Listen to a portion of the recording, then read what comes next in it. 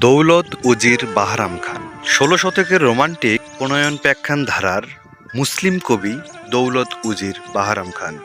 তিনি আরবি ও ফার্সি ভাষা এবং ইসলামী ধর্মশাস্ত্রের মতো হিন্দু ধর্মশাস্ত্র ও সংস্কৃতি ভাষায় পারদর্শী ছিলেন। লাইলি মজনু কাব্যর মতো বিশ্ববিখ্যাত বিরহকথা নিয়ে মানবিক প্রেমবোধকে প্রাধান্য দিয়ে বাংলা ভাষায় প্রথম কাব্য তিনি রচনা করেন।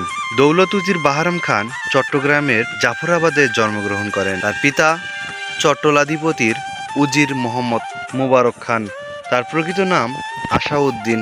তার কাব্যসমূহ জঙ্গনামা বা মন্ডুল হোসেন। দৌলত উজির বাহরাম খান পার্সিয়ান কবি নিজামির আরবি লোকগাথা লায়লা ও মজনুন থেকে বাংলায় অনুবাদ করেন।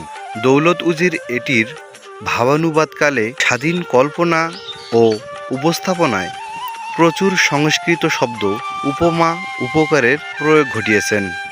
এটি আদি রসাতক এবং এখানে অত্যাধিকতার চেয়ে মানবিক প্রবৃত্তি বেশি প্রাধান্য পেয়েছে।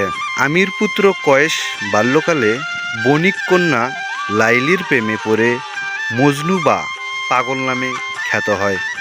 লাইলি ও মজনুর প্রতি গভীর আকর্ষণ অনুভব করে, কিন্তু উভয়ের মিলনের পথে আসে প্রবল বাধা। লাইলির অন্যত্র বিয়ে হয়ে যায়, কিন্তু মনে থেকে যায় মজনুর অস্তিত্ব। অপরদিকে মজনু পাগল রূপে বনে জঙ্গলে ঘুরে বেড়াতে থাকে। তাদের দীর্ঘ বিরহ জীবনের অবসান ঘটে মৃত্যুর মাধ্যমে।